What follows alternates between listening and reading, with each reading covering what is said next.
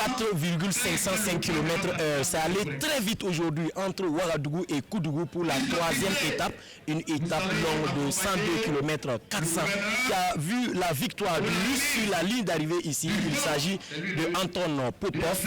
Le Russe est venu après le premier Russe qui avait gagné ici depuis 1987. Une belle victoire et toujours rien pour les Burkinabés qui n'ont rien à se mettre sous la dent pour ce Tour du Faso jusqu'à présent. Anton Popov, vainqueur d'étape à Koudougou au Tour du Faso. 37 ans après le premier Russe Igor Jivenko, premier maillot jaune du Tour en 1987, un autre Russe remporte une étape dans la cité du Cavalier Rouge. Le Russe est suivi de Yaksano Smet de la Belgique et de Tom de la Hollande. Et la Russie, la Belgique, et la Russie, la Belgique, et la Russie, la Belgique, et la Russie, la Russie, et c'est la Russie. It's team CSKA Moscow. Thank you, Burkina. Je commence à m'acclimater et à m'imprégner de la course. Hier, nous avons eu la 3e place. Aujourd'hui, la victoire d'étape. Nous allons tout faire pour améliorer notre classement et nous allons continuer à nous battre pour plus de victoires pour le CSKA Moscou.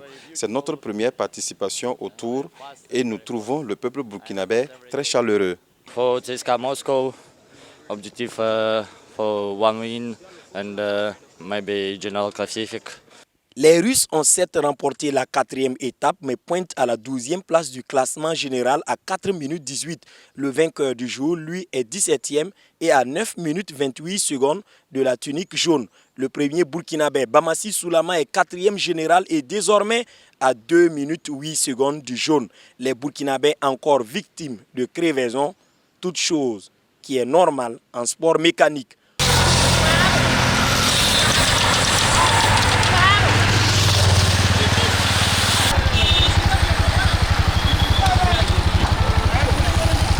Que ça s'est déroulé comme on l'aurait souhaité. Malheureusement, bon, on n'a pas gagné l'étape, mais je peux dire que ça commence à venir. Voilà, si on regarde au niveau des SAP, on est toujours représenté. Donc ce qui veut dire qu'ils ont respecté les consignes et ça commence à venir. Mohsin El Kouraji est toujours maillot jaune à 8 et à 9 secondes de ses coéquipiers du Maroc. El Hussein Sabahi est maillot vert et le Russe Mamir Stach, maillot des sprints intermédiaires. Coïncidence ou pas, l'étape parrainée par l'Union européenne est remportée par une équipe russe, le CSKA Moscou. Le peloton a pédalé à vive allure, ne faisant que 2h18 pour les 102 km 400, soit une vitesse moyenne de 44,505 km/h.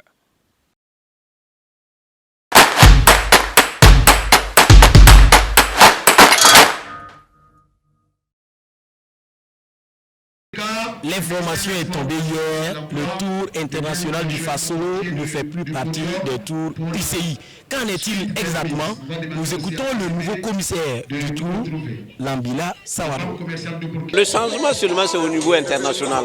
C'est les points UCI qui changent tout. Actuellement, bon, le Tour n'est plus dans l'UCI. Il n'y a plus de points UCI. Donc maintenant les cyclistes vont courir pour l'argent. C'est tout. C'est ce que je peux te dire. C'est l'argent, mais court pour l'argent maintenant. Sinon, ce n'est pas des points. Si, pourquoi pas, puisque actuellement nous attendons, c'est vrai qu'actuellement ce qu'on sait, on sait qu'on n'est plus, le Tour n'est plus inscrit au calendrier du CI. On sait encore que le commissaire qu'ils avaient envoyé, il est parti.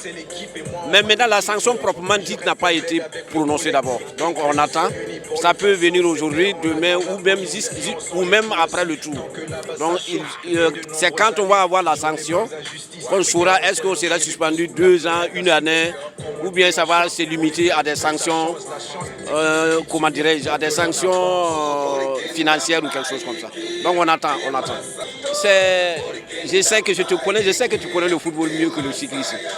L'UCI, c'est comme la FIFA. Est-ce que le football burkinabé peut évoluer sans la FIFA? C'est à moi que je te renvoie cette question. C'est la même chose. Je sais que tu auras la réponse par rapport à cette question. Label à moins, tout dépend. Nous n'accueillons pas des labels pour les accueillir. Tout label qui doit venir contribuer à ce que notre souveraineté, à ce que notre indépendance, à ce que la solidarité, la liberté du peuple burkinabé soit respectée, ce label est le bienvenu. Nous ne faisons pas des remplissages de labels. nous faisons des remplissages de labels qui magnifient l'humanisme. Et c'est ça qui compte. Même s'il y avait un seul label qui était là pour magnifier la résilience du peuple burkinabé, nous considérons que l'objectif est atteint. Donc je pense que voilà pourquoi j'invite les uns et les autres, à travers le monde entier, à se réveiller. Nous ne sommes pas en train de rêver ou faire du théâtre quand nous parlons de souveraineté, de l'indépendance du peuple burkinabé. Donc de ce point de vue, un label en moins, des labels en plus se sont présentés. Nous tenons à les féliciter, à les signifier, en tout cas notre disponibilité à les accueillir.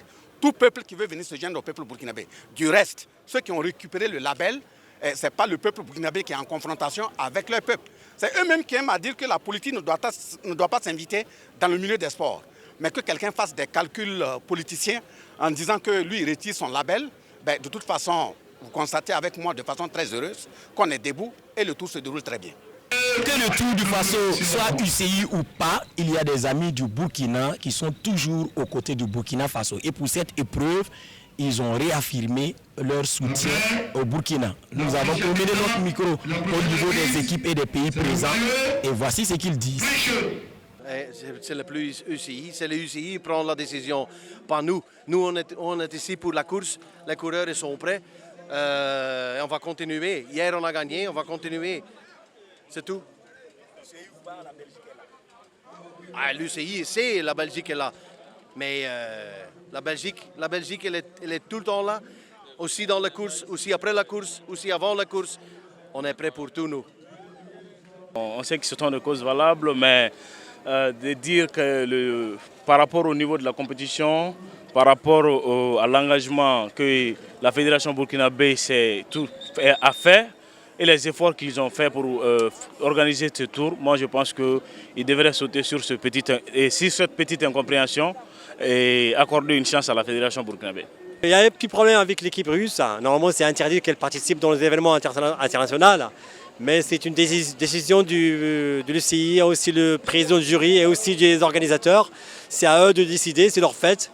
C'est un peu compliqué, mais on n'y peut rien. Mais quand même, on va participer, on va rester pour continuer le tour, même malgré que c'est plus sous l'échelle de l'UCI.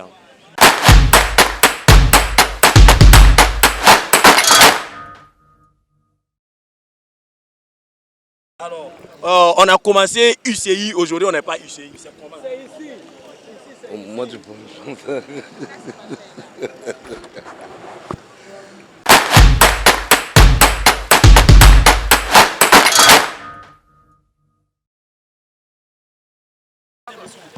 Moi c'est Jules Tendrebego, directeur régional des impôts du centre-ouest. Ouais, il faut dire que c'est déjà une coutume pour les impôts d'accompagner le Tour du Faso. Il y a un événement qui regroupe des cyclistes de plusieurs pays, donc c'est tout à fait normal, parce que le sport, c'est un facteur de développement du capital humain. Et qui parle de développement économique a besoin vraiment de contribuables qui sont en bonne santé.